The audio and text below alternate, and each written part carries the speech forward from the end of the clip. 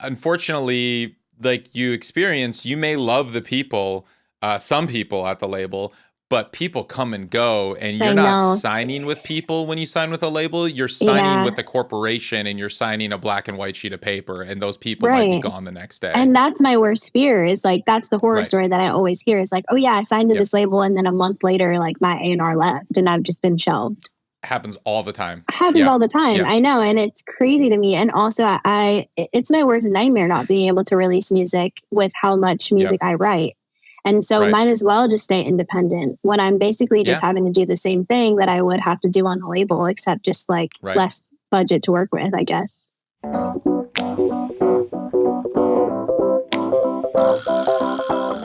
What's going on? Welcome to the New Music Business. I'm your host, Ari Herstand, author of How to Make It in the New Music Business, the book.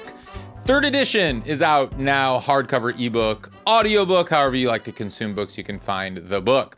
Today, my guest is Haley Joelle. I never think of you when I'm stuck in my car. During sunset on Ventura Boulevard. The thought of you is far away here, that's my favorite part. She is a singer-songwriter, an artist, a producer, and we talk all about kind of her release strategy, the new album that she's rolling out. She has released almost 40 songs. She's only 24 years old, and kind of talk about what goes into the recording, the writing process, and the release process as a completely independent artist. She releases her music through DistroKid, completely independent. She does not have a label, obviously, and she doesn't have a manager. She talks about, she used to have a manager, being self-managed. She has booking representation, has a lawyer. So we get into all of that, the creative side. We spent a bit of time talking about the creative process, and she kind of broke out initially on TikTok. We talk about, her relationship with TikTok, how that has evolved, how she initially started on it, and just kind of how she has evolved her thinking on using TikTok as a tool for her marketing and her rollout. And she's gotten a bit of traction and success with Spotify editors, and she talks about how that happened and how she goes about that. Again, completely independently, without a label, without a manager, self-releasing. So it was a great conversation. And for those artists that are independent and self-releasing everything, there's a lot to really take away from here. It was very inspiring hearing this from a young artist like Haley, and she's prolific. I mean, releasing music all the time. Like I said, she's almost 40 songs that she's released, and just put out her album at the end of 2023, putting out her next album. She's kind of releasing an album a year, but really, and then rolling out the singles leading up to that. So it's just this release strategy. And she talks about kind of her thought process behind the release strategy and the recording and all of that. You can find Haley Joelle everywhere. That's HaleyJoelle on all, wherever you listen to music, Instagram, TikTok, all of that stuff. You can search her and find her. You can find all of us that make the show happen at Ari's Take on Instagram, TikTok, Threads, X, all of that stuff. You can find me at Ari Herstand on Instagram if you want to DM me and get in touch. Visit aristake.com, get on the email list. That is where we send out information about new episodes, most important stuff about the new music business. aristake.com, get on the email list. But right now, if you could just pause this real quick, leave us a 5-star review on Spotify or Apple Podcasts, give us a thumbs up on YouTube, and hit subscribe, hit the follow button if you want to get more of these in your feed. All right, let's kick into the show. Haley Joelle, welcome to the show. Thank you for having me.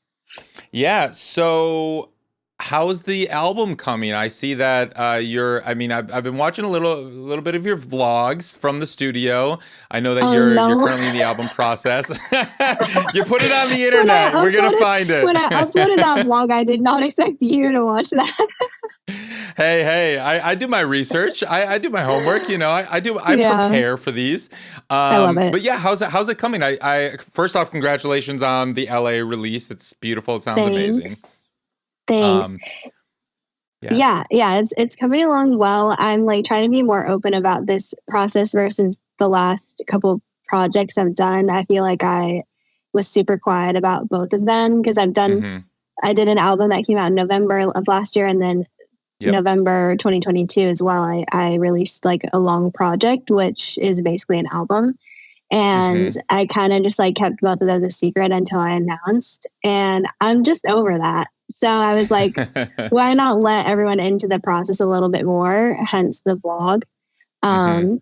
So yeah, it's coming along well. Most of it was written last year, so we're just like finishing it up now. Cool. Mostly everything has been sent to mix. So. Okay. Because I was, I was very curious on your process because I know you're starting to kind of roll out the initial singles for the album, but it seems like the album wasn't finished yet, and which to some people would be a little terrifying, because if you're in like a rollout routine and maybe the songs aren't finished, or like, recording's taking longer, the mixing engineer's out of town or something, but it seems you have a good flow with your collaborators, and it's just kind of, I guess it's finished or ready to mix now, and you're able to just kind of keep that rollout going. Yeah, I feel like now I kind of have it down where I'm like, okay, these are like the same people I'm working with. Like I know how long it takes each one of them to like finish stuff. And I wasn't really worried about that. Like production stuff, I'm never too worried about because I know we'll figure it out. But in terms it's you of and like Michael Blum, your producer? Yeah, it's me and Michael for the most part. And then there's a couple of others. There's a guy, Ryan Marone, and then Alex Wilkie as well. And like those three producers I have been working with really since like my first project, and I just really trust them. But Michael is like basically executive producing my project at this point. And yeah, but in terms of writing, if it wasn't written, I don't know if I would be starting to roll out, but I know that it's all written. So tell me about your writing process a little bit, because I saw, at least on your last album, Me and My Past, there, a lot of the songs on there, I mean, you had a bunch of different co-writers, and I mean, a lot of artists, touring artists, like Maddie. I saw Maddie Diaz was on one, and Haley Warner, and just a bunch of other like great artists and songwriters. Tell me about just kind of the process of at least putting that record together, and how it differed maybe from putting this record together, and the co-writing and all of that. Yeah, it's very different. So that record was kind of me just like knowing what I wanted to say next. Because I feel like my first project was very much like I went through this crazy heartbreak and I wrote it all down, and I was like, okay, I'm going to just put this project out. And I feel like that was so early on in my career that I felt like people didn't really know me and like how I grew up and other stuff other than like I got my heart broken. So I knew I wanted to like dive into these other like heavier topics kind of. And so I pulled a lot of songs like from years past. So a lot of them weren't new.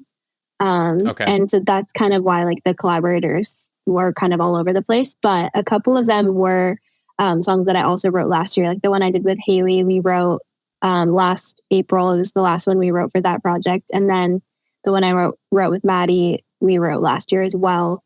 So I was also trying out like a few different collaborators. But yeah, so that's definitely different than my first project and this project that I'm working on now. So tell me about this project, the writing process for this project. And when you say I just want to clarify, your first project, are you referencing? Yeah, sorry. I'm talking about two places at once. I feel like that was my first like real project. Yeah. It's hard to gather. I mean, I'm going through your discography in this day and age, as people, I see you've done the waterfall method, where, there's just like a single and then a 2-song EP, single, 3-song, rolling all of that out. So as I'm like scrolling through the discography, it's sorry. I think definition. No, it's not your fault. It's just like definitions are so blurred these days. And I guess until you have like an album that is like a statement piece, it's kind of just like, well, we're just kind of trying it all out. So, Two Places at Once, which came out in 2022, and it, and then, but and then of course, you kind of, we can dip back. I mean, a little bit later. I'm curious about the kind of the viral moments previously, with that. But okay, so that was your first one, and then last year, Me and My Past, and now with this album. Yeah, tell me about how this process and the writing process went for this one. Yeah, so it was interesting because at the beginning of last year, like January 2023, I wasn't sure that I was going to go forward with like the Me and My Past idea. And at that point, I had started writing essentially two projects, which was Okay. the Me and My Past project album and then this next album. So I wound up writing them kind of side by side. So I did a lot of writing last year, which I am not doing this year because I'm busy like rolling this out now. Sure.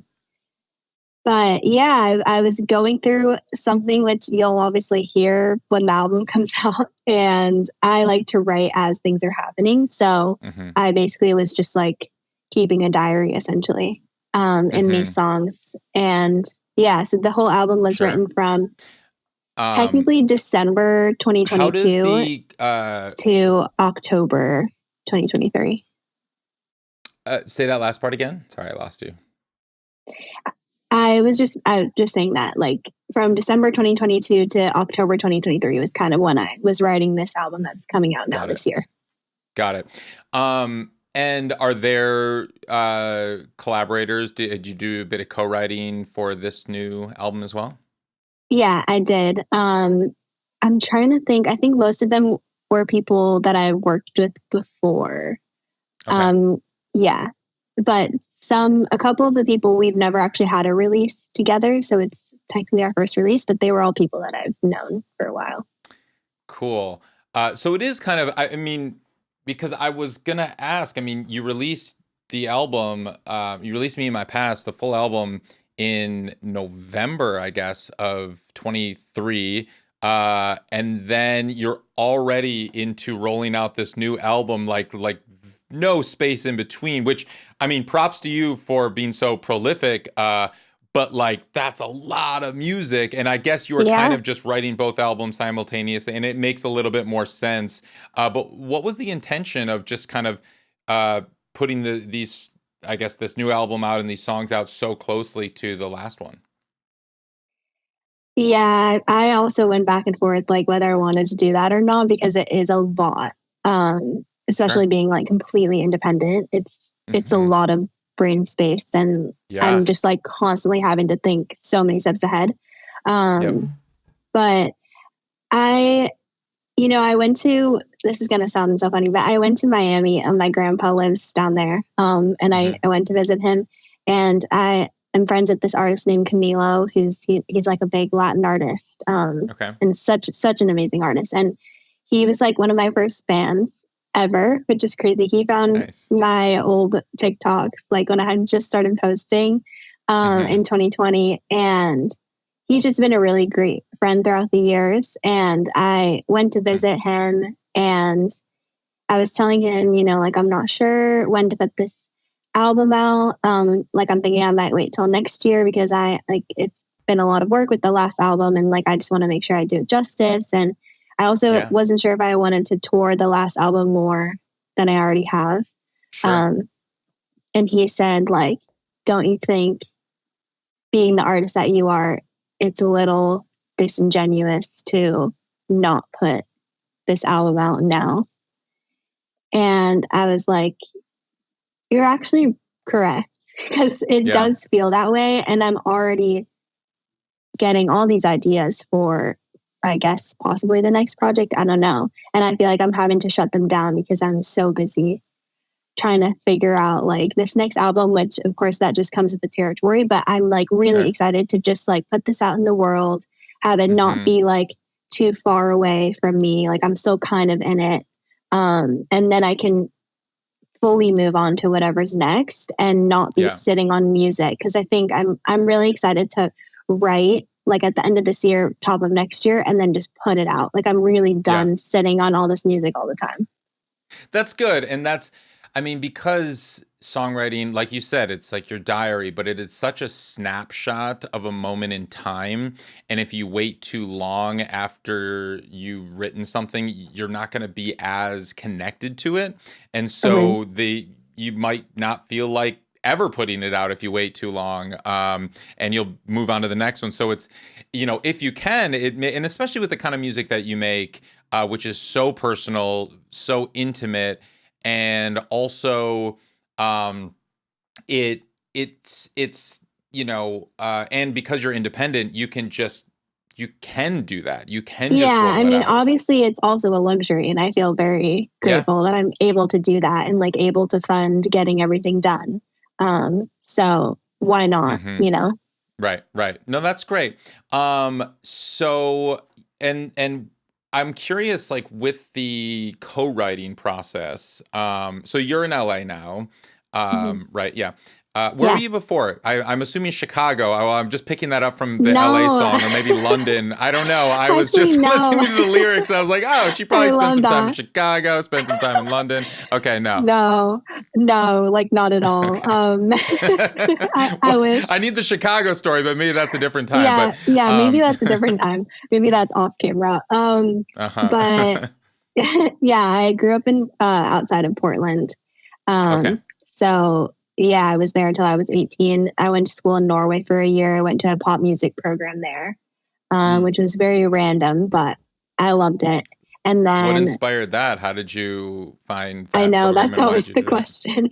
Yeah, that? Norway. I randomly came across there's a songwriter named Emily Warren, and Oh, she had sure. posted Yeah. on her Instagram story. At this point, I was a senior in high school. This is 2018, early 2018. She had posted on her Instagram story, and this is when stories were new. And I just Mm, happened to check cool. her story that day. Yeah. She had posted about this program that she was going to be a mentor at. And so, of course, I was a huge fan. So I like clicked the link.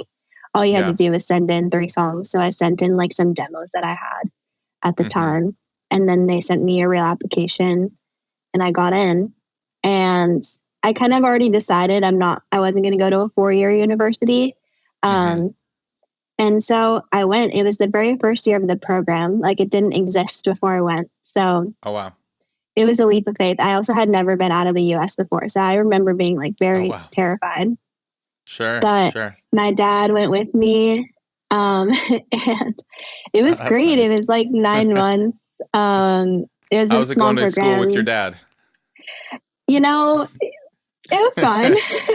Cool. He didn't say, he stayed only for like a few weeks just to like get me settled and Okay. stuff. Okay. Gotcha.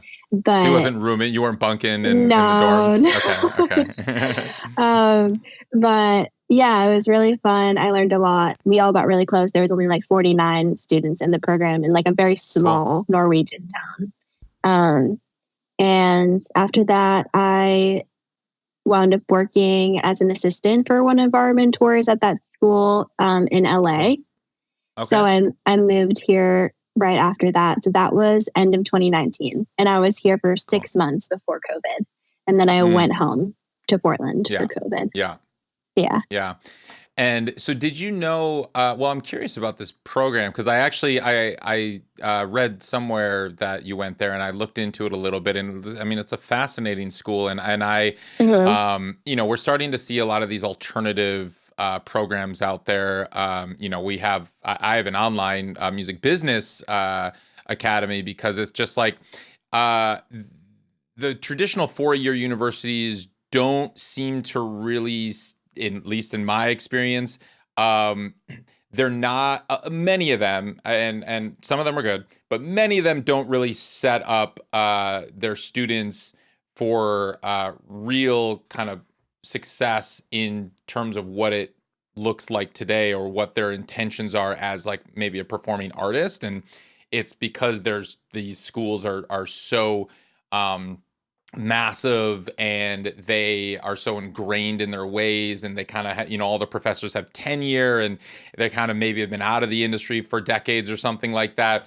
It's kind of a different style of education, and I'm glad to see that a lot of alternative programs are popping up. What would you say were some of the like big takeaways from this program that you kind of still, or maybe like you took with you as you moved to LA? Yeah, I mean, first of all, the one of our teachers, like that was his whole goal, or he was also a founder, but he was like with us every Okay. week. And Yeah. he had, I don't know if he still does, but he had done some time like teaching at NYU, and he was saying that they wanted to like do this program because 4 years is just a lot of time. Yeah. And so they wanted to just, have it be 1 year and also really get down to the nitty gritty of like, what do you actually need to know? Um, Yes. and yeah, the biggest takeaway for me, this is going to sound so cheesy, but it was honestly the people. I just loved the people that were in my year. I loved all of our mentors. I love the founders. Like I'm still in touch with them. They had like Cool. a 5-year reunion in September that I got to go to, which was so Cool. fun. And yeah, I Was mean, that we're all in like, Norway it was in as well? Norway. Yeah. Yeah. Okay, cool. Um, so yeah, I would say that's the biggest takeaway. I feel like the other thing was it was very focused on us being in the studio versus music theory. And Okay. I loved that. It set me up for real life, which was Nice. great. So we were in sessions every single day, basically. And some Wow. of them were assigned, like you were assigned people, and then some of them you could pick. But it was also, it was just a good lesson in like how to work with people that you wouldn't normally pick and how to still get a song out of that and stuff like that. So it was just like training me for life in LA. Cool. Yeah, I would say those were the two takeaways. And then obviously everything that the mentors said. I loved every single mentor that we had. So That's great. Yeah, because like co-writing sessions and working with other producers and stuff like that, if you've never done it before, it can be very intimidating, and it can also to just get into a flow like that and have that being able to work that muscle, it takes practice, and the only way to really get great at it is to just do it a lot. And so that's cool that you yeah. did that. So I'm curious how you kind of, as an independent artist, songwriter, how did you find these other collaborators in LA to work with? I mean, some of these writers or producers, or all of them.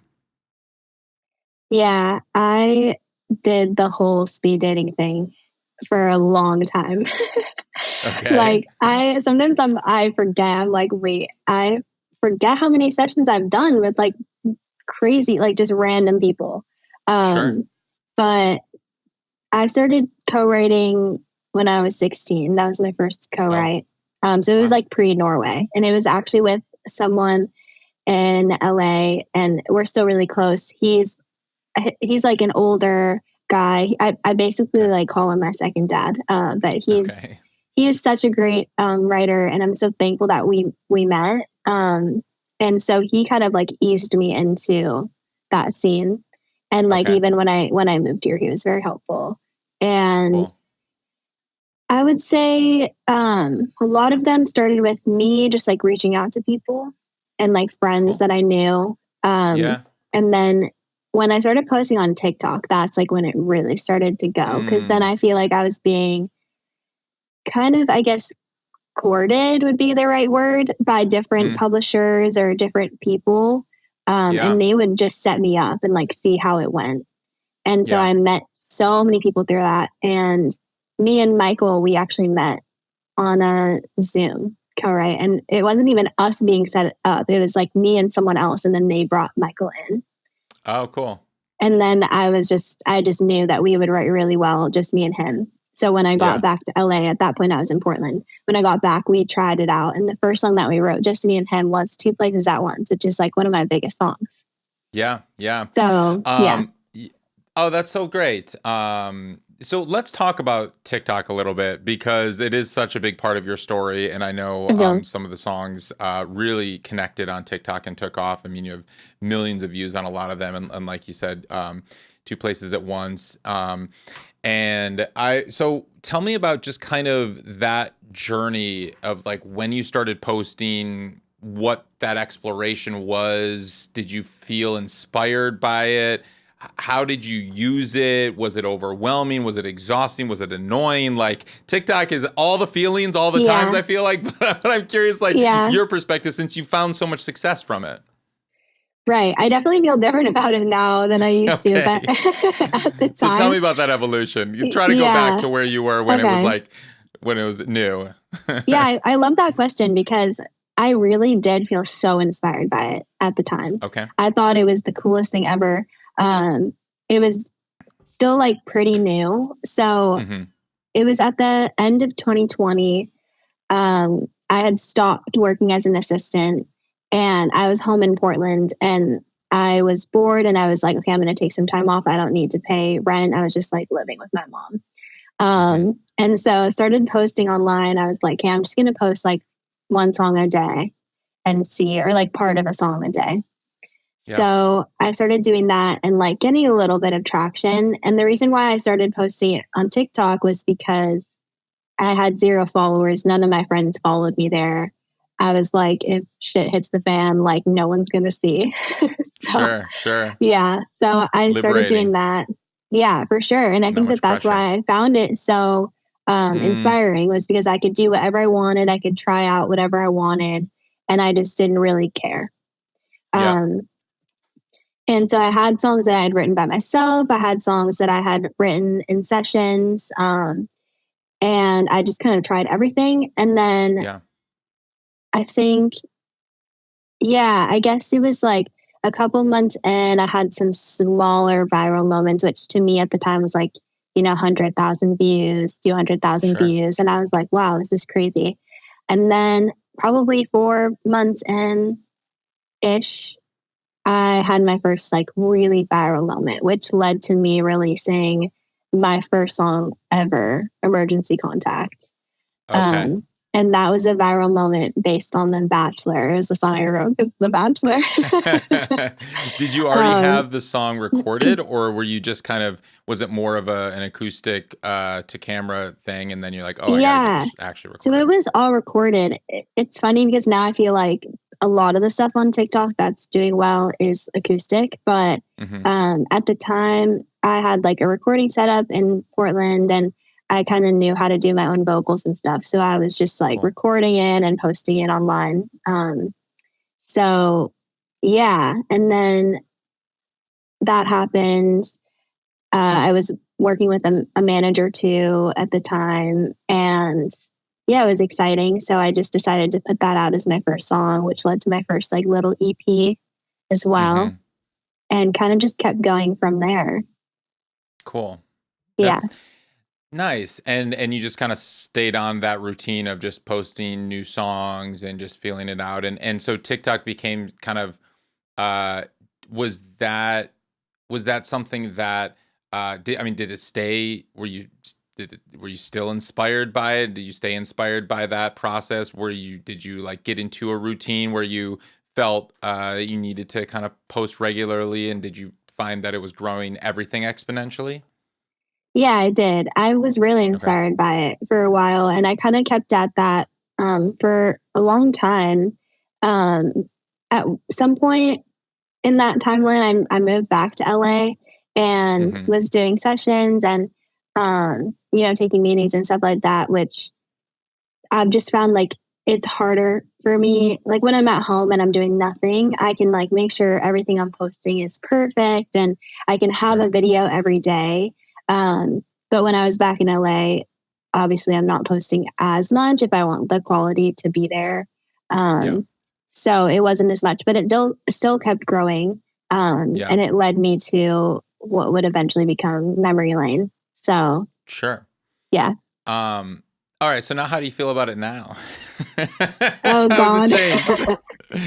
Yeah. Are you lobbying your representatives to ban it?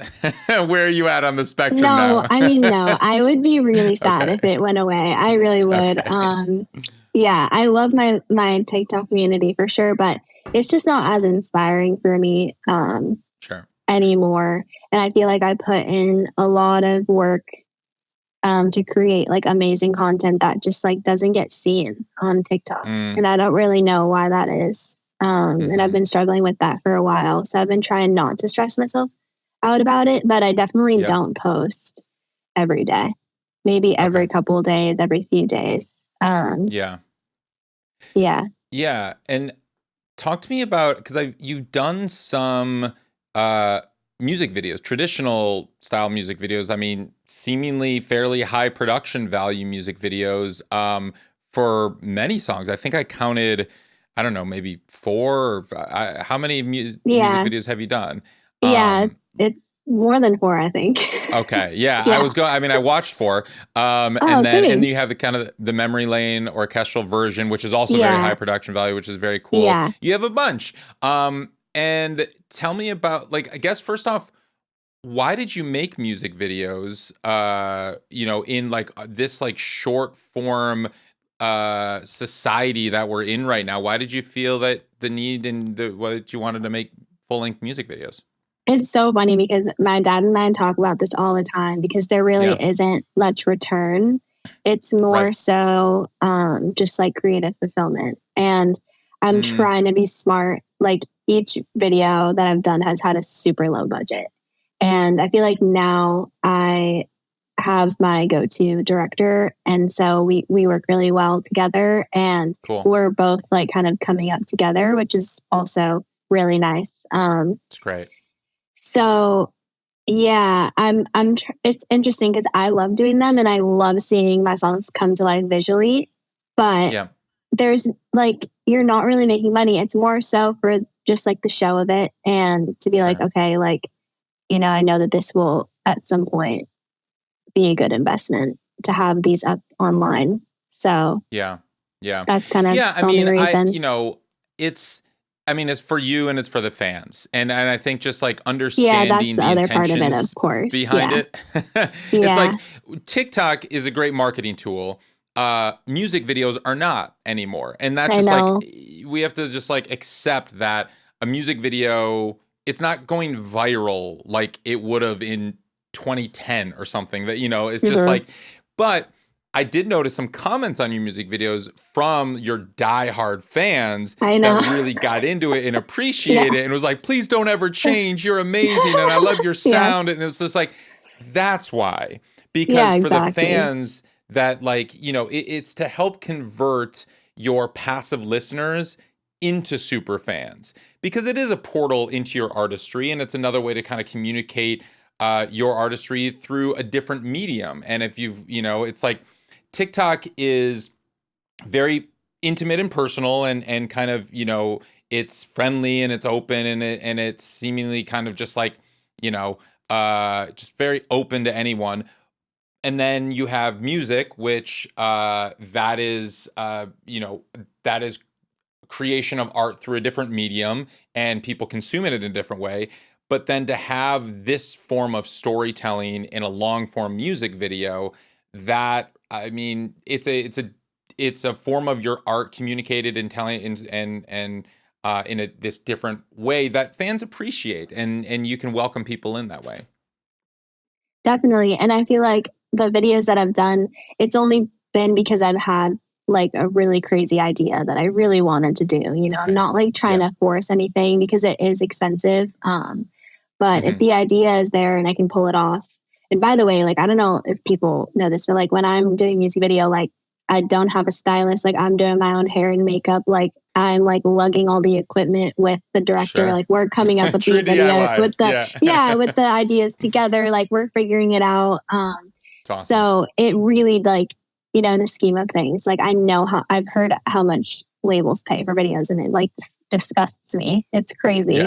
And it's just nowhere near that. Oh my God. Yeah. So tell me about that because, you started to take off in this era of TikTok when the labels were just so thirsty for anyone that was having a moment on TikTok. And, we've had a few of them on the show and kind of a lot of artists that were having TikTok moments or songs went viral on TikTok and it translated into streams.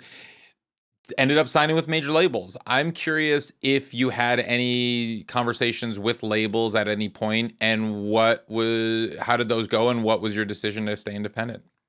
Yeah, I have. I feel like at this point I've talked to everyone. Okay. And yeah. Um, for me, it got close a couple times. It really did, where I was Okay. like, maybe this would be the right move for me at this stage. Mm. One of them was because I loved the team. It was a team of all women, and I felt very supported, very seen. Mhm. And then another one was just the timing of it and the structure of the deal. I felt like, okay, this could also really work for me. Um, both wound up falling through. One was because the first one where I loved the team, the head of the label, who was a guy, didn't like me for some reason. and Mm. um, and then the other one, they wanted my catalog, and I said no, Mm. because Good that's for what you. allows me to live right now, and Yeah. I just Yeah. I just don't want to give that up. And I feel like I've worked so hard to market the songs that are out. Um, so yeah, if I found the right team and the deal was right, I'm definitely open to it, but I haven't. And a lot of Yeah. these conversations just fizzle out on their own anyway, which is very telling for Sure. me. Yeah. So that's kind of been Yeah. the big reason so far. That's great. And I mean, good for you for holding your ground and knowing your value and your worth and understanding that what they're in it for, and just kind of seeing that they're really just trying to make their year-end numbers and to get the promotion and Yeah. not get fired. And it's like, unfortunately, like you may love the people, some people at the label, but people come and go, and you're I not know. signing with people when you sign with a label. You're signing Yeah. with a corporation, and you're signing a black and white sheet of paper, and those people might be Right. gone the next day. And that's my worst fear, is like, that's the horror Right. story that I always hear, is like, oh yeah, I signed to Yep. this label, and then a month later, like my A&R left and I've just been shelved. Happens all the time. Happens Yeah. all the time. Yeah. I know. And it's crazy to me. And also it's my worst nightmare not being able to release music with how much music Yep. I write. And so Right. might as well just stay independent when I'm basically just Yeah. having to do the same thing that I would have to do on a label, except just like Right. less budget to work with, I guess. Right. And yeah, but you'd be keeping way less. I mean, Yeah, with the label, exactly. you'd That be too. keeping Yeah. 15-20% or something like that. Yeah. Whereas now I believe you released with DistroKid, and you're Yeah. keeping 100%. Yeah. So who is the team that you had around you that kind of were your, I don't know, advisors, or just people that you could bounce ideas off? I mean, do you have a manager? Did you have a manager during this time period that were kind of helping you navigate the situation? Yeah. So I had a manager from 2020 until June 2023. Okay. And ever since then, I have been self managed. Okay. And so that first deal that I was offered with the women, the team of all women, that was when Hmm. I had a manager. And then this other deal where they wanted my catalog, that was when I didn't have a manager. Um, and then 2020, at the very end of 2021, I got a lawyer as well. And so she is still on my team and has helped me navigate Awesome. a lot of stuff. Yeah. And Great. she has another girl that works for her as well. And they've both just been super helpful. That's So I had awesome. them. And then, funny enough, that girl, her name is Rebecca. Her boyfriend is the director that I've been working with on videos. So it just kind of Oh, nice. The worked the out. lawyer's boyfriend, or the No, lawyer's it's my lawyer's employee's boyfriend. got it. Yeah. Okay, okay. And who's your Um, lawyer? Her name is Lulu Panton. Awesome. She's Shout out to she's really Lulu. great. Yeah, shout out Lulu. Lulu the lawyer. We love it. Lulu the lawyer. Right on. Yeah. Nice. And then also my dad has been super helpful, which is so funny. But he's just really great, and he like fully works all the time, his day job, but he kind of helps me whenever he has time. And I did a little mini tour in December, and he was our tour manager, and he I did was such gonna a great ask you because job. I saw an Yeah. older fellow in the vlog, the tour vlog, and I was wondering Yeah. who that was. I'm like, most tour managers, are in their like 20s or something like Yeah. that, and I didn't know. Yeah, okay, so that You makes know sense. what? Cool. It just works out because he pays his way. He doesn't ask me for Yeah, anything, and he knows my preferences. Like I don't have to deal with all of that. So great. it's really nice. Yeah. And then obviously the band was Michael, which was fun. Yeah, and then this guy, James, Your producer, Michael Blum, yeah. Yeah, exactly. And then James, he was the drummer and also the musical director. So we were all kind of playing different roles. Great. But yeah, and then I have agents at Wasserman as well. I saw that. Yeah.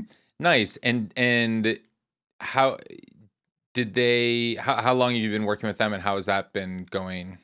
Yeah, I've been working with them since February-ish, I think, of 2023. Okay. So they booked the previous tours that you did initially. They did, yeah. And I got connected to them through my lawyer, Lulu. Lulu. Yeah, gotta love her. I'm never going to forget Lulu the lawyer, by the way. Years down, I'm going to meet Lulu someday, and I'm like, Lulu the lawyer? And she's also a Libra. We're both Libras, so yeah. Lulu the lawyer. Libra lawyer. Yeah, amazing. Exactly. Great. But yeah, so they, my agent for North America, she booked, or that team booked me for my tour here. And then I had a London show and my agent over there booked me for that. So. Nice. Yeah. That's great. And so with this rollout now, with this new album, do you have a name for the album? I do, yeah. Are you open about, have you revealed the name yet? You don't have to reveal it. No, I'm not going to reveal it. That's okay. So with this new album, the 2024 album, and this rollout process, because you are self-managed, you don't have a label, you have the amazing Lulu, and you have, agents, and you have Michael, and your confidants, your team, your friends. Like, how are you planning this rollout? How are you releasing music? What's the process? Just step me through all of it. Okay. Yeah. By the way, I do get like advice from friends that like work in music as well that help me with these plans. So great. Very thankful for that. So they've kind of helped me piece this together. But basically I kind of have like a rough idea of like the singles going in, like which songs I want to stand alone. Which is just based off of which songs I think are the strongest and then which ones convey the narrative that best leads up to the full project. Okay. So I kind of have that in my head going in. And then how many do you were you thinking? Yeah, I've always done like a lot of singles. And the reason why I do that is just because I want them to be heard, because this album is going to be 15 songs. So it's a lot. Yeah. And I just want as many of them to be heard as much as possible up front. So I'm kind of doing that again. It's going to be like 5 singles, I think. Now, tell me about that. You want them to be heard. I imagine most people, when they put out albums, they want the entire album to be heard and listened to. Which what I do you mean by that? Yeah, I definitely do. But the thing is, still at my level, like I have to think about like, okay, this is going to get more ears on it just because it's playlisted versus like the album tracks aren't necessarily guaranteed that. Not that any of my stuff is, but, I've never really had like an album track be playlisted before in the same way as like a deliberate single. Sure. Okay. So that's what I mean when I say that. Yeah. No, that makes sense. And I mean, you have had a lot of playlist inclusion, which I'm curious about, because without a label, without a manager, and releasing through DistroKid, that's not something that I hear very often. And so how did that happen? I mean, does your friend work at Spotify? Like, tell me about this process of just like, you have so many playlist inclusions, official editorial. Yeah. Well, I'm like crazy about the pitch forms on the back end. Like I make sure those are done every single place they possibly can. In Spotify for Artists. Yeah, Spotify for Artists. Yeah. And then the other one is Amazon, which I haven't really gotten much love on Amazon, but I still do it because you never know. Absolutely. And then, Apple doesn't have a pitch form yet, which is sad. Right. So hopefully that happens soon. Yeah. But a lot of it has been luck. I've gotten like a DM, for example, from like an editor that somehow found me and then playlisted me. on Awesome. that specific service. And also just contacts that I've met throughout the years that I'll make sure they know about certain releases, like from doing shows, like some of my showcases I've done, I've met people that have worked at these different services and they've been super helpful for me. But I don't have any like direct friends at either of any of the services. So yeah. And I'm trying still to like get contacts for example, like Amazon. So it's just an ongoing process, but it's definitely just been building throughout the years. Mm-hmm. No, that's great. And I mean, it's nice to hear the behind the scenes and that you yourself are putting in the time and the effort and you're logging into Spotify Artists and you're filling out those pitch forms and you're writing. Yeah. Yeah. I mean, to get to have success and to get those playlist inclusions, but I think a lot of people just don't because they don't think it'll work or that it's worthwhile or whatever. But I think might as well try. Like, what's the worst that could happen? Absolutely. Yes. Yeah. No, 100%.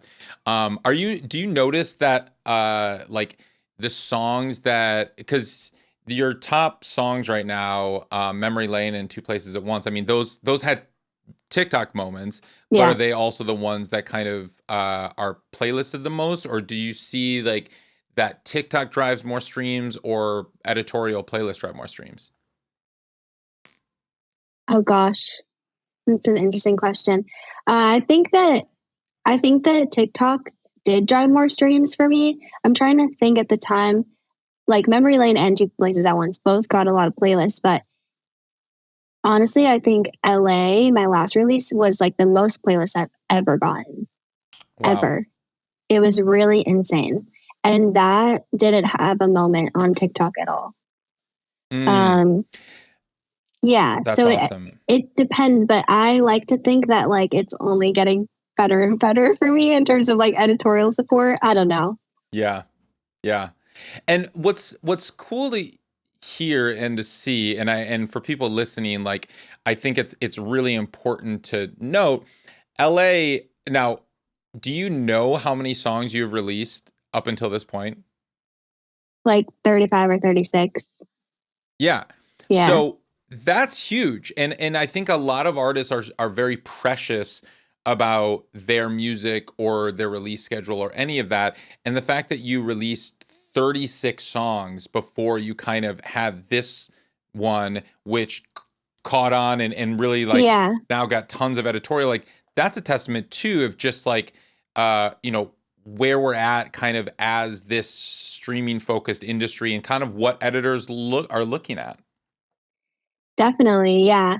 And I get that, like being precious with your songs, which I feel like that's why I wanted to release this album next year, is because I was like, oh, I want to give people a break so that, then they're ready for this next album and blah, blah, blah. But I'm just ready to put it out. And like, if I have it and it's ready to go, why not? You never know what's going to happen. I would rather it live on my pages for people to hear than it not be there at all. So that's kind of been my mindset with every single release. It's just, why not? Why not? That's great. Nice. Very cool. I love in LA. What's so cool about your songs, which I really appreciate, is there's always like standout lines. I call them tattoo lines, like a line that just kind of stands on its own that someone would tattoo onto themselves. And like, that's always a goal of mine when like writing a song is like, what's the tattoo line? And I was like, as I was listening to your album, the last album, Me and My Past, I'm like writing down the tattoo lines that I heard. And it was cool. Like, I mean, you didn't just break my heart, you changed my DNA on DNA. Love that line. Thanks. Great line. Tattoo line. Someone will tattoo that line onto them at some point in their life, who knows? If they haven't already. Well, have you heard my song Tattoo Me? You need to. Yes, you need to. I absolutely did. Yeah, it was number 4 on the record. Yes, of course. Okay, good. Because that's the song all about tattoos. So there you go. No, for sure. And Me and My Past, we are a package deal. That was a great line that I was like walking around the neighborhood listening to. Like, that stopped me. I was like, oh, that's a great line, because it's like, wow, when it's something so simple. Yeah, if it's something just like so simple but hasn't been said before in that way, which is that is what kind of hits the hardest and is most meaningful. Definitely. And that's what I always strive for as a songwriter. It's obviously at this point, there's like nothing that hasn't been said before. So it's just trying to say it in a unique way or come at it from a unique angle. Yeah, I love that. And then in LA, I wish you were here some days, but you can't erase a memory once it's made. Which brings me to Eternal Sunshine of the Spotless Mind, which they could erase memories. But I was thinking, it was like, oh, yeah, right. Yeah. So that'll be for the sequel. Yeah. Yeah, cool. So right on. So tell me, what do you have planned for the rest of the year? I mean, you're rolling out this album. How many singles are you planning to put out before the album? Do you have like an album release date? Perfect. Yeah, sorry, I kind of dodged that question the first time. Oh, that's okay. It's no dodge. Yeah, so I'm doing a single basically about every 6 to 7 weeks. Cool. So I don't know when this is going to come out. Do you know when this is going to come out? Probably like a month or two from now. So like June-ish. Oh, nice. Okay. So I have another song coming out in a couple weeks. I didn't know if I should say that, but this isn't even going to be out by then. So yeah. No.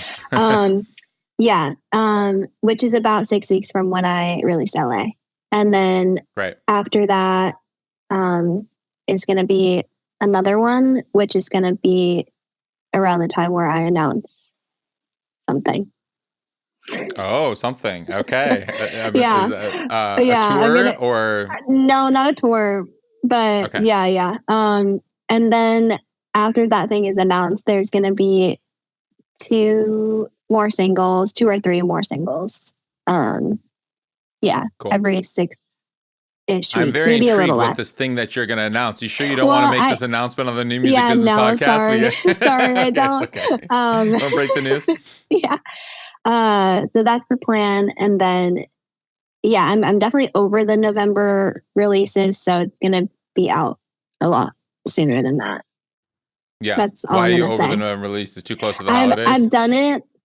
I've done it 3 years in a row. And I just really don't like it. I feel like people, like if I have a release show, people aren't around, really close to the holidays. And so I'm excited to not do that for the first time ever. It's going to be fun. Cool. Yeah. What day do you like releasing music? I used to be a Thursday gal, but this album cycle, I've switched to Fridays. Why the switch? I feel like, I don't know. I just feel like now I'm like ready to compete with everyone else. Okay. Yeah. Okay. Like before I was like, I'm a newer artist. Like maybe I should have my own day, like give the song its own moment to shine before everything else. But at this point, I don't know. I kind of love having like the release radar right away, which is on Spotify. And I don't know. I just wanted to fit in with the club. Cool. Yeah. I mean, well, with the major label club, because I feel like a lot of artists, I haven't even, most releases I see these days, honestly, maybe it's just the music I'm paying attention to or listening to are not on Fridays. Of course, the superstars are on Fridays and the major labels do Fridays, but like, half our industry right now is more than half, but half the revenue generated and the consumption of music is independent these days. And I'm always curious of why people choose the day that they choose. Personally, I don't like releasing Friday because if anything goes wrong with the release, everyone at the distributor's already on vacation or they're already out for the weekend and you can't get in touch with everybody. And then like you've heard the horror stories there. Yeah. That's true. But like Thursday night at 9 p.m., like when a release comes out, like I am checking everything just in case. Sure. Because then I can hit them first thing in the morning before the weekend. Also I will say that I do choose specific Fridays based on what my friends in music know about other releases happening. So that I can have like the best shot possible, which is obviously not always possible because like every Friday is crowded, but I do try to pick like specific Fridays. Days that are not crowded. Yeah. Or like less crowded. Right. So whenever Taylor Swift is releasing a single, you're going to avoid that by a mile. Yeah. So like if I was, I would never be releasing a song tomorrow because her album is coming out tomorrow. So. Right. Yeah. Okay. Gotcha. So, okay. Well, that's cool. Well, this has been great. There's so much more that I want to dig into, but I appreciate kind of you being so open and candid about it and being like self-managed. I know you have to think about all of this, and I appreciate that like you're open to having these conversations, because that's kind of what it takes as a independent DIYer these days. So, well, I is there anything kind of that you do want to just mention that people are listening that kind of, that they might, you want them to know about you? I don't know. I think we've covered a lot. I mean, if there are any other burning questions, like, feel free to ask. I don't know. Yeah. Well, I guess I'm curious. I do want to dig in. We are on the New Music Business podcast after all. I do want to dig into the business a little bit, and I'm curious, just like, is because you have a lot of streams at this point, but is it kind of like, with you alluded to it a little bit earlier, kind of the music videos, you're all coming up together, but in terms of just like where you invest your money and like how you fund things and like where you find is like a good investment, or if you're going to hire, somebody for your team, whether that's going to be PR or marketing, or it's going to be, hiring music video directors, or just like, how do you decide where you're going to invest the money and where you're going to kind of like keep it, and how much of that comes in and out, and what is going to like your life and what's going as an investment for your future, and just like, how do you kind of weigh all of that? Yeah, it takes a lot of brain power, I will say. I really have to think. I really have to think about what I want to spend things on. But honestly, a lot of it comes down to just like, okay, I'm going to try this once and see how it goes, And then if I'm like, okay, that was worth it, or like maybe that wasn't worth it, I either will or won't do it again. So a lot of that is like, who I work with on videos, just like doing videos at all. Like, some songs I'm spending more on videos than others, just depending on how well I think it's going to do, or like the idea that I want to come to life. And then in terms of other things, I mean, for example, like I got approached by 2 fans who had a bunch of ideas for me for like a pre-save campaign for the last album. And they were like, we just want to help you, we'll do it for free, all this stuff. And I did wind up paying them a little bit just because I didn't want to like exploit them. But they're so great. What was the platform you used for pre-saving? It was just like the regular Linkfire thing, but they had this whole idea about like, doing postcards and like having each design for each song. And then we did this whole thing where it was like we sent people postcards in the mail, and then you had to like join the Discord to like figure out what it all meant, type of thing. Oh, cool. And that was all their idea, and they did like the designs and everything, which was like however many 12 different designs, 13 different designs for each song. Yeah. But I just feel like they did such a great job. So now I've kind of hired them again to help me with this next album. So again, it's just like trying things out. Cool. And there are also things that I've spent money on that I wish I didn't. But you just kind of have to learn as you go.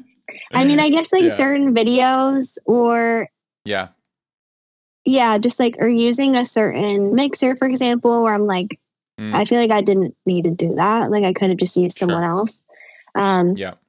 But at this point in time, I'm trying to be more conservative with visual ideas, for example, just because I'm trying to save for when I do my own headline tour again, because that's when it gets really expensive. So, Is touring at this point for you a money making or a money losing venture? No, it's very much money losing. Okay. Yeah, unfortunately. But yeah. I mean, last year I was lucky enough. I did this. I was nominated for an award in Sweden, which was pretty cool. And I wound up winning. And with that, you get money. And I knew, I was like, if I Nice. get this money, I'm putting it towards my mini tour, because I knew at that point that's what was coming up. And I'm just so happy that I got that money, because it helped me so much. Because the tour that's was awesome. just extremely expensive. And it's crazy. You Yeah. don't even think about it. I think that that's honestly like a big reason why I would be open to a label at some point, is just tour support, because I see how much they could help with that, even though there are also a lot of downsides to labels. But yeah. Yeah. I'm curious because it seems like, I mean, touring theoretically should be a money making venture, and it is for some people, but at this stage, of course, I mean, you're playing what is like small clubs, like 200-300 cap rooms. Is that the stage? And I mean, do you have merch and all of that? I do have merch. Yeah. I'm still, this mini tour, I don't know. I feel like it was like bad data to collect, because it was like there's a lot of fly dates too, right? Yeah, that was the thing, was we flew everywhere. Yeah. And so I feel like I'm going to do the bulk of my learning when I do a tour in a van or whatever. Yeah, exactly. So we'll see how that goes. There's ways to cut the cost, but I mean, touring has gotten a lot more expensive over the years too, and at this stage, it is a learning venture, and just kind of going out and figuring out. Was the fly date? Was that something that Wasserman suggested, your agent suggested, or was that something that you just kind of wanted to start with the biggest cities where you knew you had fans?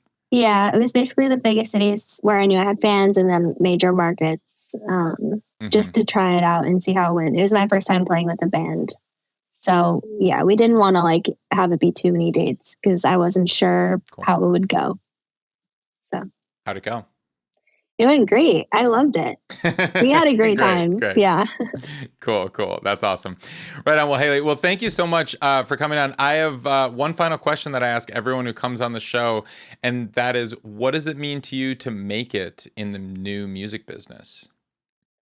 To me, it means being able to wake up every day and do what I love for a living, and being able to have that human connection with all the people that listen to my music.